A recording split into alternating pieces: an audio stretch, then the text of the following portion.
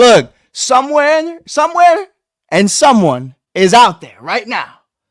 I can hear you typing. I can hear you typing already. Someone is out there somewhere, and they're saying, Mike, it's only the Jacksonville Jaguars. It's only the Carolina Panthers. I don't give a fuck if it's the XFL. Caleb Williams is dog walking NFL teams. That's what it comes down to. Now, sure, it is the Carolina Panthers. Oh, one of the worst teams in football. Oh, the Jacksonville Jaguars, they're 1-5. That's fine. That's fucking fine. This is a rookie quarterback, ladies and gentlemen. Welcome to the show. Welcome to the live. I got to compose myself just a little bit. Just a little bit. That was a little over the top. Truly do apologize. Man, welcome to the Shy Kid podcast presented by Give Us a Shot Network. Thank you for being here. Thank you for tuning in. Make sure you hit that follow button if you haven't already. Because, man, Joe, we got so much to talk about. I mean, what a day for the Chicago Bears. The first time since 2013 that the Chicago Bears have had back-to-back 35-plus points in a game. The first time since 2013. My brother in Christ, Derrick Rose, was still on the Chicago Bulls. Starlin Castro was the face of the Chicago Cubs. I was in fucking middle school. Like, this is a huge accomplishment for this team. This is a huge accomplishment for this organization. I don't care if it's piss poor competition.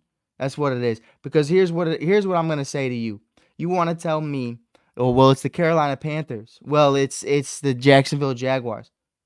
My brother in Christ, we are the Chicago Bears. So by that standard, we are just as horrible as they are, no? We just had the number 1 overall pick in back-to-back years.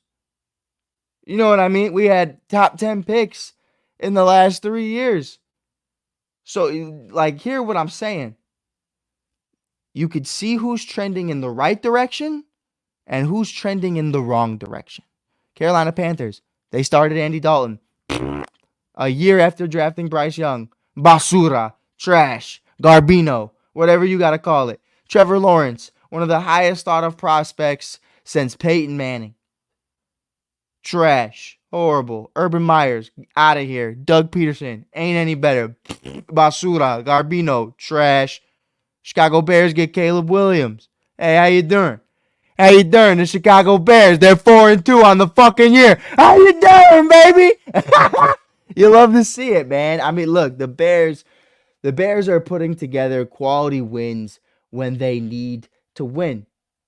That's really what it is. Bears Nation, smash mouth football, monsters of the fucking Midway. I don't care who we're playing against.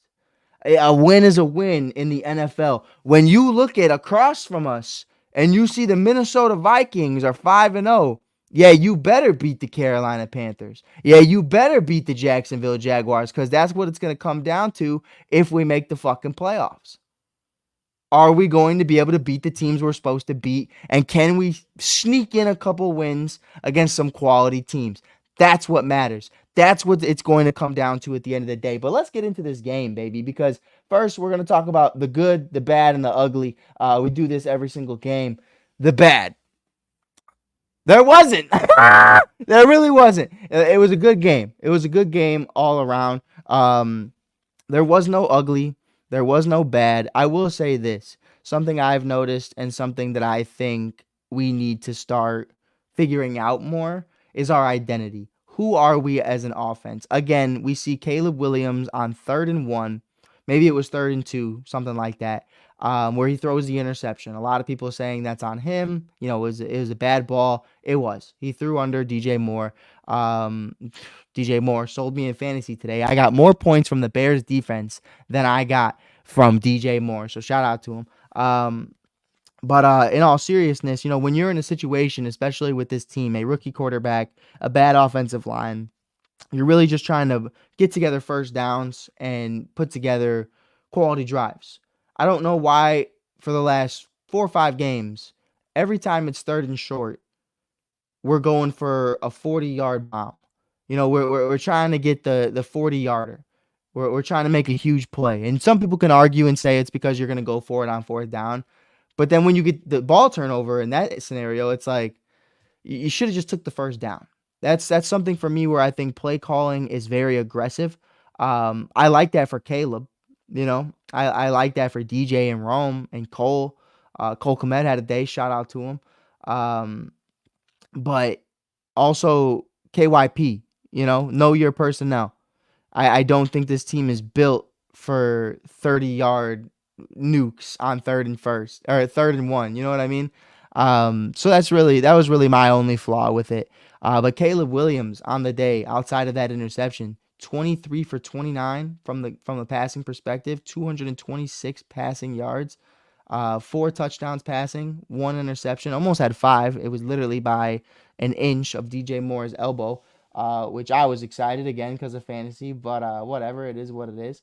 DeAndre Swift, 17 carries for 91 yards, 1 rushing touchdown. Caleb Williams, 4 for 56. Man, I mean, it was a great day. Great day from the Chicago Bears from top to bottom. Cole Kmet, 5 receptions for 70 yards, 2 rushing touchdowns, and the man was snapping. I mean, the man was out here getting extra point conversions. I mean, he was doing his thing. So shout out Cole Kmet. He was our long snapper today after an injury to our long snapper. So he was doing it all. He's really getting that payday. But I loved it, man. I loved what we saw today. I loved what this meant for the organization, what this means for the team moving forward. This is a quality win. This is a quality win. You got to remember, man. I mean, it's really going to come down to, is he that guy? You know what I mean? And I think every single week we have seen more and more that Caleb Williams can be that guy. Because listen, I'll be completely honest. Am I still a Justin Fields fan? Of course. Am I always going to root for the kid? Of course. Will Mitch Trubisky always have a special place in my heart? Of course. You know what I mean? But the reality is we couldn't do that stuff with them for the majority. I mean, the way I saw Caleb Williams in the first drive, the first touchdown connection with Cole Kmet, you see Caleb Williams in that drive, double pump fake, 2 defenders. He goes to the left, pump fake. Goes to the right, pump fake. Looks forward, sees Cole Kmet, throws a dart. And here comes Cole Kmet with the extension to get the touchdown. That's a fucking video game. Like, these things, we as Bears fans have never seen that in our lives. So anybody to sit here today and tell me otherwise, I mean, we're full of shit. Listen, everybody knows I'm sitting here today. I'll tell every single one of y'all motherfuckers, I wanted Justin Fields to stay a Chicago Bear. I wasn't sold. I said, I don't know, bro. I'm huge on JF1. But I'm here today in week 6, and I'm going to tell you straight up that getting Caleb Williams was the right move. I have seen things from Caleb Williams in 6 weeks that I have never seen from any Bears quarterback in my 25 years of life. That's really what it is at the end of the day, brother. I got no other words. You know what I mean? Like, I'm not trying to meat ride this guy, but I mean, we've seen some amazing football over the last 2 weeks. Like I said, this is the first time since 2013 that the Chicago Bears have had 35 plus points in back-to-back games. The Jay Cutler era. In 2013 as well, I mean, there's a scenario where that wasn't even Jay. That could have been Josh McCown for all we fucking know. I'll have to do my homework on that one to see who that was. Shout out Josh McCown, by the way, Chicago Bears legend, 5 touchdowns against Green Bay for the win. Never forget Josh McCown. The man, da Bears. But man, great day all around. One thing I will say, DJ Moore not getting really much tick in the offense today till the very end.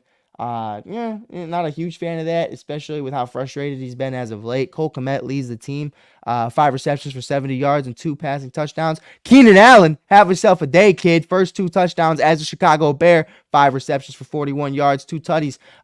Caleb Williams said in pregame he wanted to get Keenan more involved, and rightfully so, man. I mean, Keenan Allen is coming off of a career year last year, and the first 4 weeks for the Bears, I mean, the man was looking not washed, but he was looking pretty old. He looked like he was regressing. So to see him have a game like this, I mean, that's a momentum booster right there. That's definitely morally that's a moral victory. Rome Odunze, 2 for 40 and a face mask. I mean, the guy got his face ripped off, and there was no flag on the play.